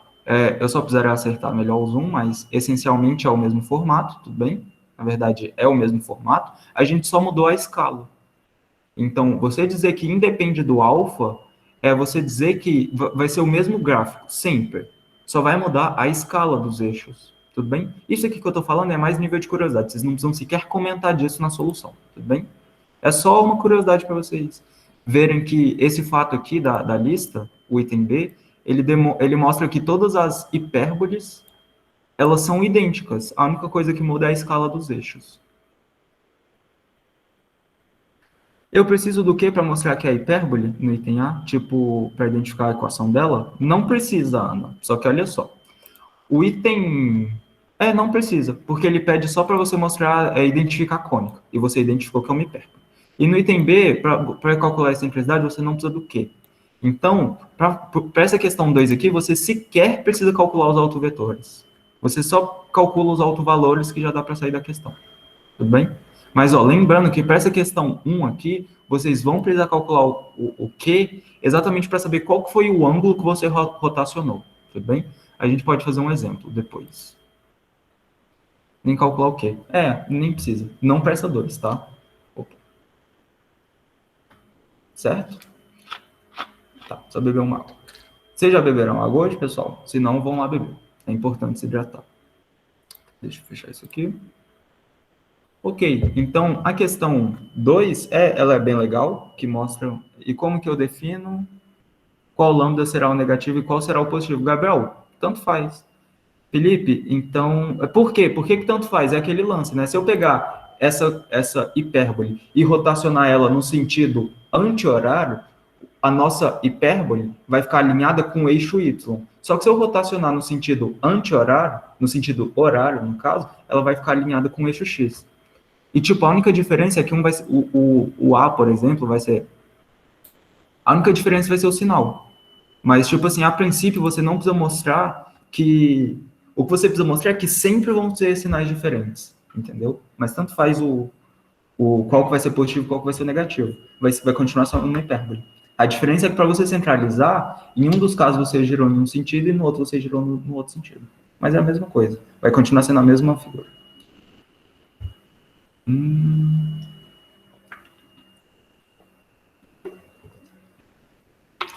Posso, Giraldo? Na verdade, eu ainda não comentei, mas é basicamente você usar aquela matriz de rotação.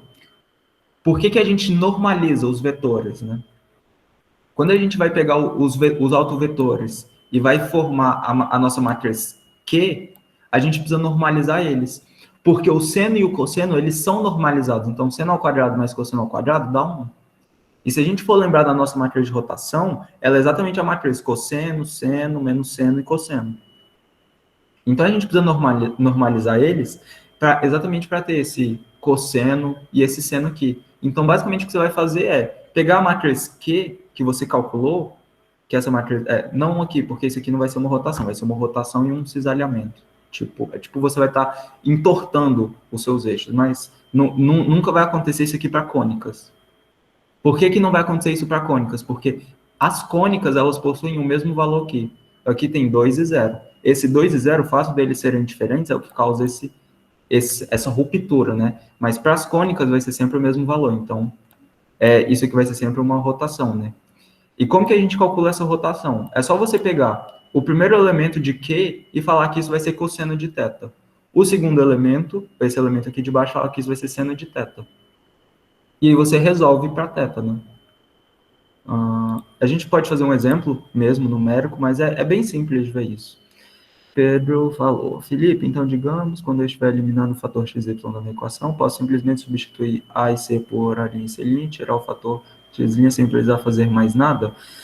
Não, Pedro, você precisa ainda fazer uma translação, tudo bem? O que a gente fez foi só a rotação, a gente só encontrou o A' e o C' que rotacionam a nossa cônica.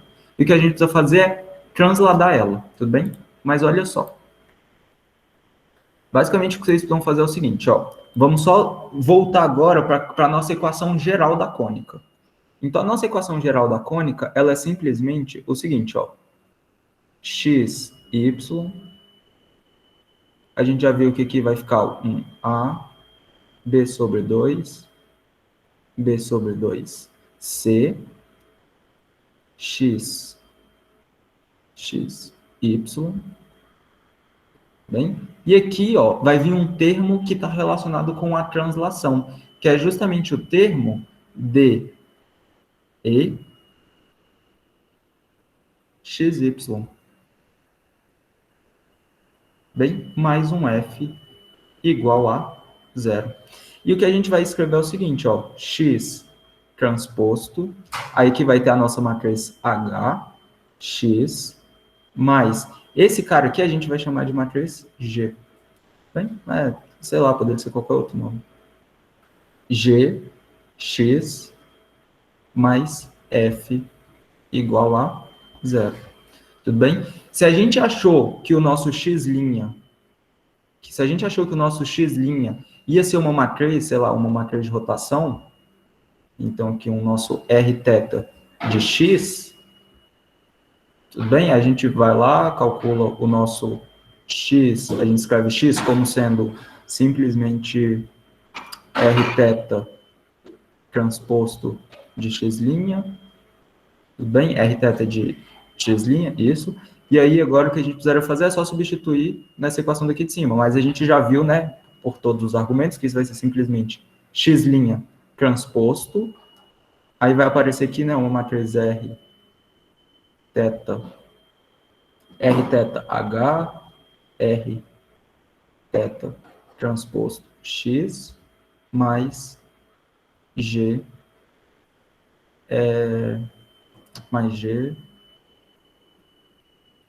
R, aqui, pronto, isso. Rθ transposto X' mais F. Tudo bem? Ou seja, nesse novo referencial, você tem uma cônica que vai ser discreta, né? A cônica vai ser descrita por essa matriz, né? E esse outro cara aqui vai indicar a translação dela, né? Tudo bem? Mas a gente pode fazer um exemplo. Mas basicamente o que vocês vão fazer é... deixa eu ver... Basicamente, depois o que vocês precisam fazer para identificar se essa cônica é uma elipse, uma hipérbole ou uma parábola, e, na verdade, saber qual que é o centro dela, é só completar quadrados daqui, tudo bem? É basicamente só pegar esse G e multiplicar pelo o R de θ transposto, né? E a gente encontra qual que vai ser esse D' e E', né? Do nosso X no novo referencial. Certo? Mas a gente pode fazer um exemplo disso, tá? Tudo bem. Então, tá. A2 a gente já fez. Quais eram as que vocês queriam mais? As 5 questões, né? Mas... Felipe, só a última dúvida na 2. Uhum. Na A ali eu consigo justificar qual cônica que é somente pelos altos valores, né? Isso. Tipo, pelo sinal dele, porque ele Isso. sempre é o A' e C', né? Isso. Se eu não me engano, no Reginaldo, ele trabalha com essa justificativa, se vai ser uma hipérbole, no Reginaldo que eu falo no livro, tá? Na referência de vocês.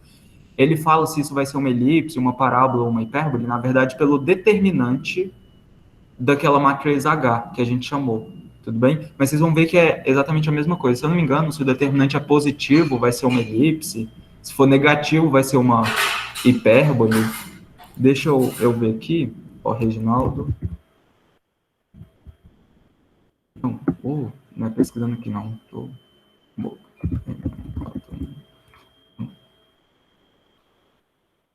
Drive. Aqui. Livros. Matemática, geometria analítica, Reginaldo.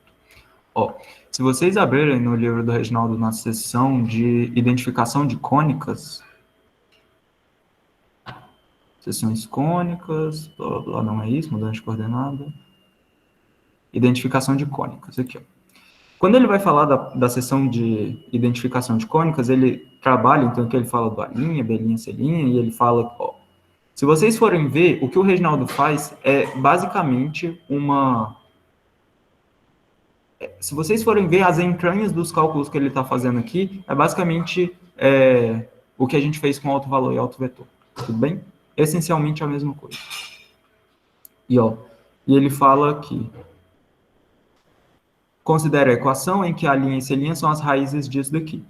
Tudo bem? Então, a gente já viu que a linha e C' vão ser justamente os autovalores dessa matriz.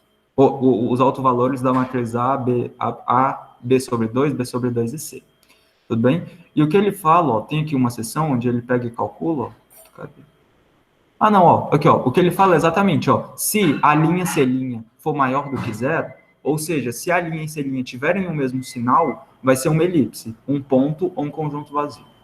Se a linha C' for menor do que zero, ou seja, se eles tiverem sinais contrários, então vai ser uma hipérbole. E se a linha C' for igual a zero, isso vai ser uma parábola, um par de retas paralelas ou uma reta ou conjunto vazio, tudo bem? Ou seja, se a linha vezes C' for igual a zero, é porque a linha ou C' é igual a zero, né? Ou ambos são iguais a zero. Basicamente, isso daqui é justamente aquele argumento que a gente tinha dado se o A' e o C' tiverem o mesmo sinal, tiverem sinais diferentes, tá?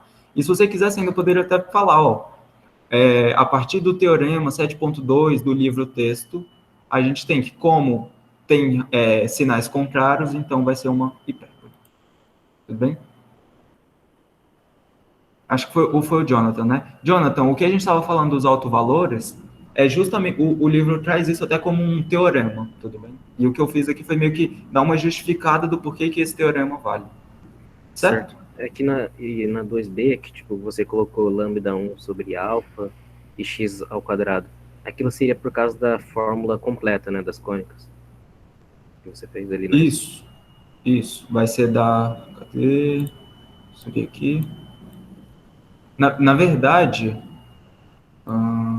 cadê? Aqui, ó. Se a gente pegasse e dividisse tudo por alfa, a gente tem que x' ao quadrado sobre A ao quadrado, então 1 sobre A ao quadrado vai ser simplesmente lambda 1 sobre alfa.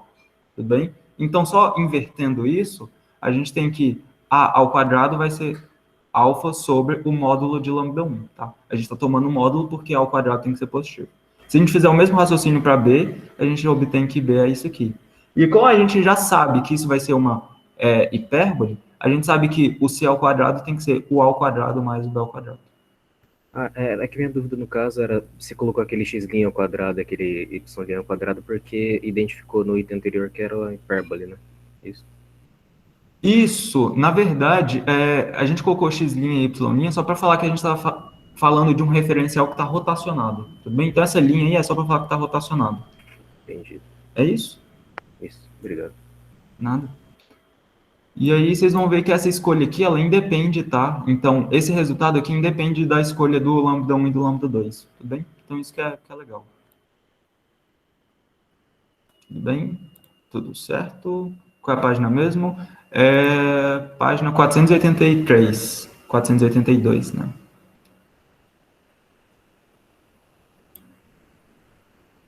Subir na resolução, Otávio, em qual parte? Aqui em cima.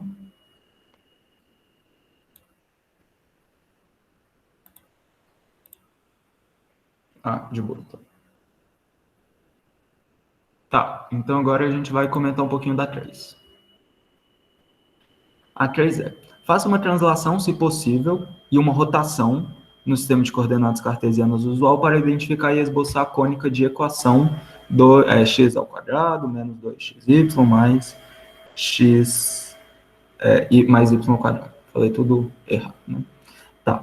Então, o que a gente já viu? Esse 8 raiz de 2 e esse menos 8 raiz de 2 aqui, eles vão ser só qual o nome? Eles só vão ser uma translação. Então, o que a gente está interessado, a princípio, inicialmente, é na rotação. Tudo bem? Então, tá. Como que a gente vê a rotação dela? Então, se a gente for e montar a nossa matriz H, vai ser simplesmente, no lugar, o A vale 1. O B vale menos 2. Cuidado com o sinal. O B vale menos 2. Então, B dividido por 2 vai ser menos 2 dividido por 2, que é menos 1. E o C vale 1. Então, aqui, C vale 1. Beleza? Então, agora o que a gente precisa fazer é calcular os autovalores disso. Então, calculando os autovalores, a gente vai obter simplesmente determinante, né, de 1 menos lambda, menos 1 e 1 menos lambda. Isso daqui tem que ser igual a... Isso aqui, na verdade, vai ser, né, 1 menos lambda ao quadrado menos 1. Isso aqui tem que dar 0. Só que isso daqui, se a gente expandir esse quadrado aí, a gente vai obter simplesmente lambda ao quadrado menos 2 lambda mais 1, que aí cancela com menos 1. Tudo bem? Isso vai dar 0. E a gente pode ainda colocar esse lambda em evidência, né? Então, lambda vai dar lambda menos 2. Ou seja, isso aqui vai dar 0 se lambda 1 for igual a 0 ou lambda 2 igual a 2. Tudo bem? Ou o primeiro cara é 0, que implica que lambda é igual a 0, ou o segundo cara é 0, que implica que lambda tem que ser 2. Tudo bem? Então, a gente já tem que o seguinte, ó, como um dos autovalores é 0, o que vai ser isso? Como um dos autovalores é 0, então essa 3 aqui vai representar o quê? Hein? Quero ouvir de vocês. Como um dos autovalores vai ser nulo, qual que vai ser a cônica gerada?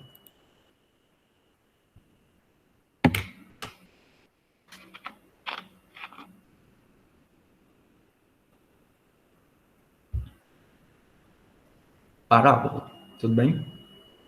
Vai ser uma parábola. E aí a gente poderia até desenhar essa cônica para ver como que ela vai ser. Deixa eu jogar aqui no GeoGebra. Não precisava do 3D, não.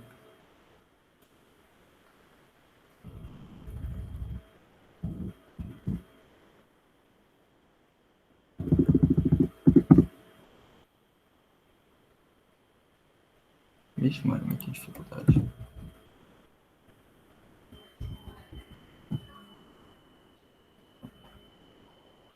Como que era a função lá? Era x ao quadrado menos 2xy mais y ao quadrado. Isso aqui dava 0, né?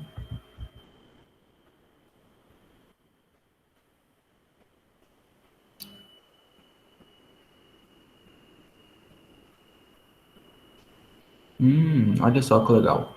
Aí tem aqui menos 8 raiz de 2x, menos 8 raiz de 2y. Esse aqui vai ser só uma translação, né? Então, menos 8.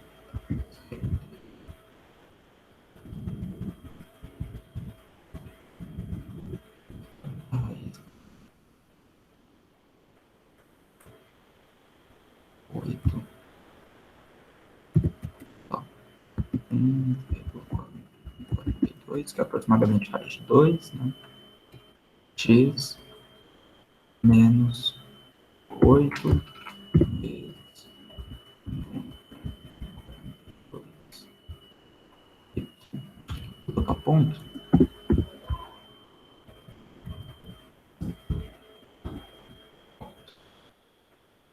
Então, ó, daí a gente tira que isso vai ser uma... isso aqui de fato vai ser uma parábola e ela está rotacionada. Tudo bem? Ou seja, de fato, o que a gente encontrou nos cálculos é que isso vai ser uma parábola. Tá. Então, o que ele pede é faça uma translação, identifique a cônica. Ok, então a gente já identificou que isso vai ser uma parábola. Agora, o que a gente faz? A gente precisa calcular... vamos calcular agora a matriz de rotação, para a gente saber em quanto eu preciso rotacionar essa parábola para que ela fique alinhada, né? Então, pronto. Vamos calcular primeiro o alto valor, né? Então, a gente tem a seguinte matriz. 1, menos 1, menos 1 e 1, vezes xy. Isso aqui tem que ser igual a 0 vezes xy. Só que 0 vezes xy é simplesmente 0, 0. Ou seja, x menos y igual a 0 e menos x mais y igual a 0. Nota que uma equação é simplesmente a outra, tudo negativado, né? Então, a gente pode desconsiderar essa segunda equação e considerar só essa primeira, porque a segunda é justamente a primeira, multiplicado por menos 1, e a gente tem que x igual a y, tudo bem? Ou seja, os nossos vetores, autovetores, eles vão ser simplesmente, ó, V1 vai ser simplesmente x, né? No lugar do y, a gente coloca x. Que isso aqui é simplesmente x, 1. E se a gente ainda quiser normalizar isso, a gente poderia escrever alfa vezes raiz 1, raiz de 2, 1 sobre raiz de 2. Tudo bem? Então, agora vamos calcular os nossos... então, o que foi? A gente calculou o nosso primeiro autovetor, tá? Então, o que a gente vai utilizar vai ser só essa componente aqui normalizada, tudo bem? Para a construção da matriz Q. Então, olha lá. Vamos colocar agora o segundo autovetor, vai ser simplesmente 1, menos 1, menos 1 e 1. Isso aqui vezes xy tem que ser igual a... Tem que ser duas vezes, né? Então, 2 vezes xy, que isso aqui é simplesmente 2x, 2y, certo? E aí, se a gente notar, a primeira equação vai ser x menos y igual a 2y, e a gente tira, a segunda equação vai ser justamente essa, a primeira equação, só que tudo multiplicado por menos 1, e a gente tira, então, que vai ser simplesmente x vai ser igual a menos y. Tudo bem? Então, como x vai ser igual a menos y, a gente tem que o nosso V2,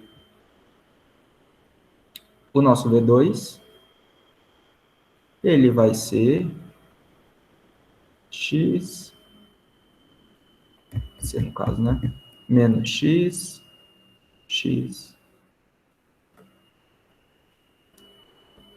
que é x menos 1 e 1, que isso aqui ainda poderia ser escrito, sei lá, por 1 alfa vezes um múltiplo, né, de menos 1 raiz de 2, 1 raiz de 2. Tudo bem? Então, de novo, a gente só vai considerar essa componente aqui. E aí, a nossa matriz Q, que é a nossa matriz de rotação, ela vai ser simplesmente, se a gente considerar, né, então, no lugar do, se a gente considerar a nossa matriz D da seguinte maneira, ó, no lugar do, o lambda 1 vai ser 0 e L2, né? 0, 0.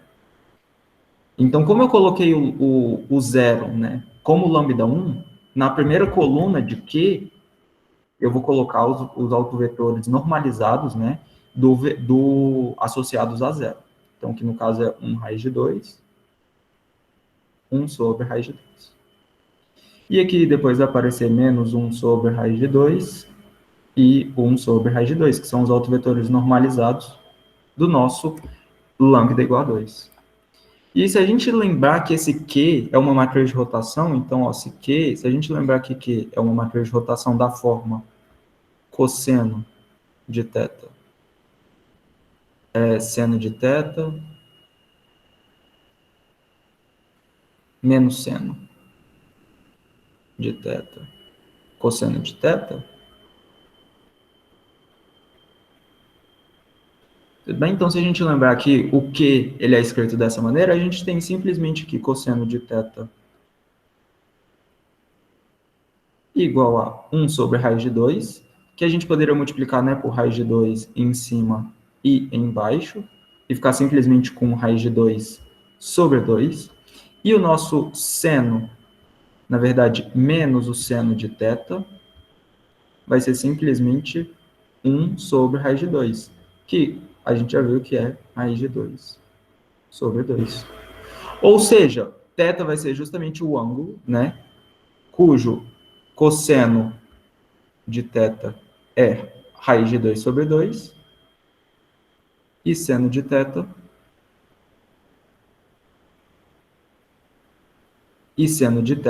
igual a seno de θ igual a menos raiz de 2 sobre 2.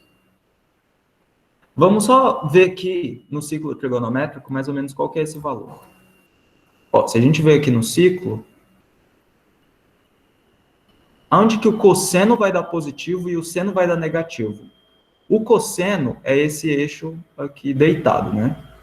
O seno é o eixo que está aqui em pé. Então, para o nosso cosseno para o nosso cosseno ser positivo, então a gente tem que estar desse lado aqui.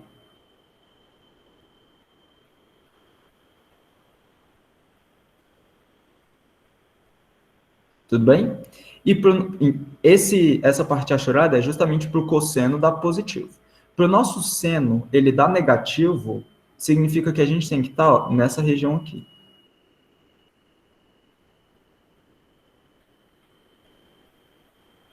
Basicamente, a região da intersecção, que é essa região daqui, tudo bem? Então, essa região aqui que a gente está interessado, que é o quarto quadrante, tudo bem? Então, esse cara ali, esse θ, ele vai ser justamente, sei lá, menos 45 graus.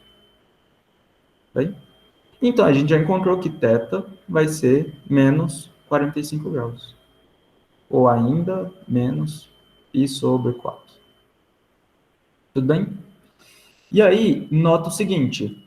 Quando a gente escreveu a nossa matriz D, a gente escreveu o seguinte, que a gente escreveu ela dessa forma aqui. Ou seja, com a linha igual a 0. Só que se o a' é igual a 0, o termo x ao quadrado, ele some. Não tem termo x ao quadrado, só vai ter um termo x. E o termo y ao quadrado, ele ainda continua existindo.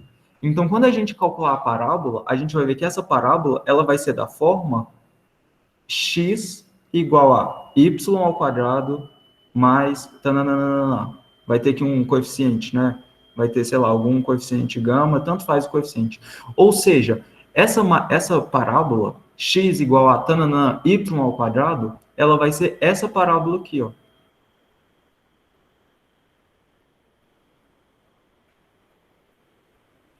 Tá, não desse jeito, tipo, não centralizada, mas ela vai ser essa parábola aqui.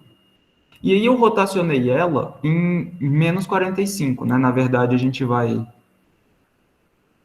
rotacionar em menos 45, quer dizer, tipo, esse θ aqui, na verdade, a gente tem que pegar sempre o menos ele, né? Ou seja, se eu pegar essa... É porque aí tem só a mudança, é tipo aquele lance de você ir e voltar, né? Para voltar, a gente precisa pegar sempre menos o ângulo, menos o θ, né? Ou seja, a gente precisa pegar essa parábola e rotacionar ela em π sobre 4, né? Porque a gente vai pegar o menos. Então, a gente vai pegar essa parábola daqui e a gente vai rotacionar ela em π sobre 4. Quando a gente rotacionar, a gente vai ter justamente aquela parábola lá, né?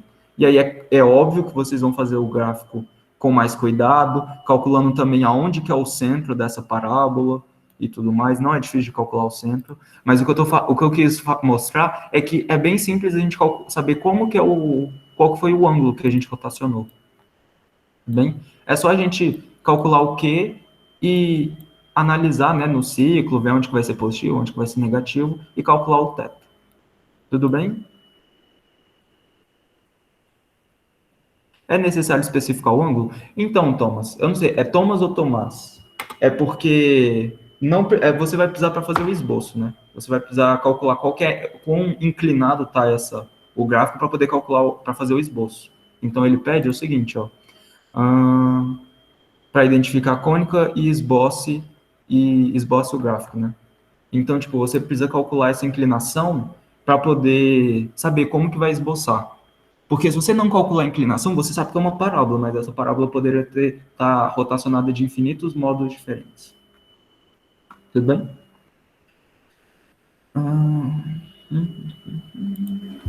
Felipe, uma dúvida.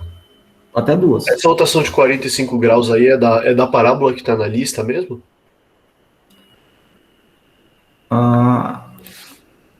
Acredito que seja, tudo bem? Mas, assim, os dados que eu peguei foram os dela, mas, assim, eu não fiz... Qual o nome? Essa não é a resolução completa, né? Tipo, é só mostrando para vocês que dá para calcular o θ. Mas acredito que seja. Sim, valeu. Tudo bem? E aí, pessoal, nota o seguinte, ó, classifique em função... Essa 4 aqui, essa questão 4 aqui, eu acho que ela é bem tranquila. Olha só, classifique em função do parâmetro lambda a família de curvas. Nota o seguinte, esse cara aqui, ele tem o termo misto? Não tem. Ele tem o x ao quadrado, y ao quadrado, x, y, e depois aqui um termo independente. Ou seja, essa cônica ela vai estar no máximo transladada. Mas o que a gente pode fazer é só analisar os coeficientes, né? Então, coeficiente 1 e lambda menos 2, quando que isso vai ser uma hipérbole, por exemplo? Quando que isso vai ser uma hipérbole? Quando os coeficientes tiverem sinais contrários. Ou seja, a gente sabe que o 1 do x ao quadrado é sempre positivo. Então, quando esse cara aqui, ó, lambda menos 2 for negativo. Quando esse cara for negativo, a gente vai ter uma hipérbole, tudo bem? E aí você vai falar para qual valor de lambda isso vai ser negativo, né? Para quais valores de lambda, para qual intervalo esse cara vai ser negativo. E aí, se os coeficientes aqui do x ao quadrado e do y ao quadrado tiverem o mesmo sinal, ou seja, se esse lambda menos 2 aqui for positivo, significa que isso vai ser uma elipse. Tudo bem? E, de novo, você consegue facilmente ver qual que vai ser o intervalo para lambda. Lambda, no caso, vai ter que ser maior que tanto, menor que tanto, diferente de tanto. Vocês vão ver qual que é o intervalo. E se um desses caras, desses coeficientes, for zero, a gente já sabe que o x ao quadrado não tem como ser zero. Porque o x... a gente já sabe que o coeficiente daqui é sempre 1, né? Porque não está aparecendo nada, então é 1. Ou seja, a única possibilidade para isso aqui ser uma parábola é exatamente no caso quando lambda menos 2 igual a zero. E aí vocês tiram o valor de lambda. E basicamente o que vocês precisam fazer é indicando nos casos degenerados se a reta focal é paralela ao eixo O, ao eixo X ou ao eixo Y, né? E aí, basicamente, a reta focal, se a reta focal é a reta que liga os focos, né? Se eu não me engano. Mas, reta focal? Reta que liga os focos, né? E aí, basicamente, o que vocês vão fazer é basicamente analisar se essa parábola ela vai estar, se essa cônica ela vai estar alinhada com o eixo X ou com o eixo Y. Tudo bem? Acredito que não seja complicado, é só analisar o sinal. Certo? Mas, Felipe, ele tá querendo saber dessa parte de eixo, essa reta focal nos casos degenerados ou nos casos que não são degenerados? Na verdade, é porque teve uma erratazinha, tá? Acho que foi aqui que teve uma errata. Ah, Na questão 4, considerar nos casos não degenerados. Tudo bem? tá. Então, Beleza. aqui a gente tem essa errata que está no site. Eu acho que as meninas também mandaram lá no WhatsApp. Mas nota o seguinte, essas cônicas aqui, elas nunca vão estar rotacionadas, porque não tem aquele termo misto. E a gente já argumentou, né? Eu já meio que já dei argumentos suficientes para mostrar que quando não tem um termo misto, essa cônica ela vai estar bonita, centralizada. Né? Centralizada não, ela vai estar alinhadinha com os eixos. Então, basicamente, o que vocês precisam ver é se, por exemplo, se o lambda for 2, a gente vai ter x ao quadrado e não vai ter o y. Não vai ter o y ao quadrado. Então, você poderia isolar o y em função de x, né? Então, vai ter y igual a x ao quadrado, tananana, e aí você consegue ver que vai ser, sei lá, uma parábola, no caso, com a concavidade para cima, né? Pode ser para cima, no caso. Felipe, eu não entendi muito bem essa parte da reta focal, como que eu justifico se ela está paralela ao eixo. Tá. O que acontece? Dá para a gente ver aqui que se vamos supor que isso aqui seja uma parábola. Parábola é o único caso que não tem reta focal. A parábola, ela vai ser obtida justamente quando o lambda for 2, né? Porque aí vai zerar esse cara. Só que quando o lambda for 2, vai zerar também esse cara daqui, ó. Ou seja, o y não vai ter nenhum y, né? Vai sumir esse y e esse y. E aí a única coisa que a gente vai ter vai ser uma equação de segundo grau em x. Ou seja, a gente vai obter dois únicos valores de x, né? Dois únicos não. A gente vai obter dois valores para x. Ou seja, quando o lambda é 2, a gente vai ter, na verdade, retas paralelas, né? A gente vai ter retas paralelas. Porque você vai ter dois valores de x e o y podendo variar livremente. Então, é como se você viesse aqui, ó. É como se você viesse no seu gráfico. Você tem aqui x e y. E você fixa um valor aqui, outro valor aqui. E aí você pode variar livremente para cima, né? O y pode variar. Isso vão ser duas retas paralelas, né? Então, a gente já argumentou que para o lambda igual a 2, a gente vai ter retas paralelas. E aí, quando, sei lá, vamos supor que o lambda seja 5.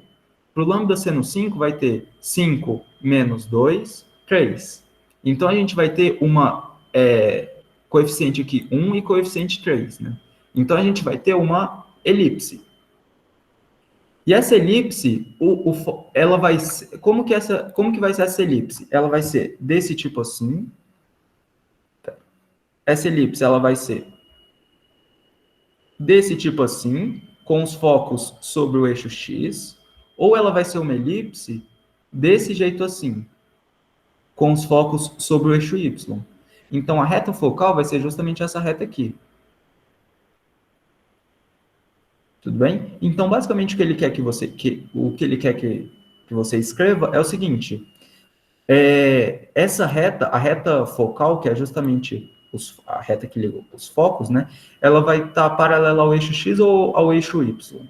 Porque a gente já viu que essas cônicas, elas não vão estar rotacionadas, né? Então, quando que ela vai estar, por exemplo, quando que a cônica vai ser desse tipo assim? Quando quando que a elipse vai estar nessa forma? Quando a gente tem o seguinte, x ao quadrado mais y ao quadrado, né? Então, isso aqui sobre a ao quadrado, sobre b ao quadrado, isso aqui dando 1. Ela vai estar nessa forma quando o a for maior que o b. E ela vai estar nessa forma quando você tem o a menor do que o b. Tudo bem? Basicamente é isso. E a hipérbole é bem parecida, né? Então, a hipérbole é o seguinte, se você tem x ao quadrado sobre a ao quadrado menos y ao quadrado sobre b ao quadrado, isso aqui dando 1, você tem essa hipérbole aqui. E se você tem x ao quadrado menos y ao quadrado, b ao quadrado, igual a menos 1, tudo bem? Isso daqui é só multiplicar tudo por menos 1, então a gente vai ter y ao quadrado sobre b ao quadrado, menos x ao quadrado sobre a ao quadrado, igual a 1, e isso vai ser a hipérbole assim. Tudo bem? Então, a reta focal vai ser, nesse caso, vai ser essa reta aqui, e nesse caso vai ser aqui. E basicamente o que vocês vão fazer é analisar, né? Esses coeficientes aqui que estão acompanhando o x e o y, quando que um vai ser maior que o outro, quando que um vai ser positivo, quando que o outro vai ser negativo. Entendeu? É basicamente isso. Entendi. E os casos não degenerados são quando? Tem vários casos, né? Basicamente, a cota classifique em função do parâmetro lambda da família de curvas, indicando nos casos não degenerados, então ele pede a reta focal nos casos não degenerados, tudo bem? Indicando nos casos não degenerados se a reta focal é paralela a isso aqui. Basicamente, o que vocês podem ver é o seguinte. Eu acredito que o único caso degenerado vão ser as retas, tudo bem? Então, ou você vai ter as duas retas paralelas, ou você vai ter coisas... Qual o nome? Ou vocês vão ter elipses e hipérboles, tudo bem? Esse cara, ele só vai ser... para ele ser uma coisa... Para ele ser degenerado, tá? Para você ter... para ter uma cônica degenerada, é bem provável que você tenha não apareça nem o y ao quadrado, não tenha y ao quadrado e nem y. Por exemplo, a gente viu que quando o lambda é 2, some esse cara aqui e some esse cara daqui. Então, você meio que tem o y podendo variar livremente. Então, esse é um caso degenerado, tudo bem? E para o caso degenerado, você não precisa calcular reta focal, porque nem vai ter. Você só fala, para lambda igual a tanto é um caso degenerado. Para lambda igual, nesse intervalo, é uma hipérbole. Para lambda nesse intervalo, é uma parábola. Ou, parábola não, uma elipse. Tudo bem? Eu acho que não vai ter outros casos degenerados. Pessoal, eu preciso encerrar a gravação aqui. Não. Já está dando horário, na verdade, eu acho que até passou um pouquinho, mas...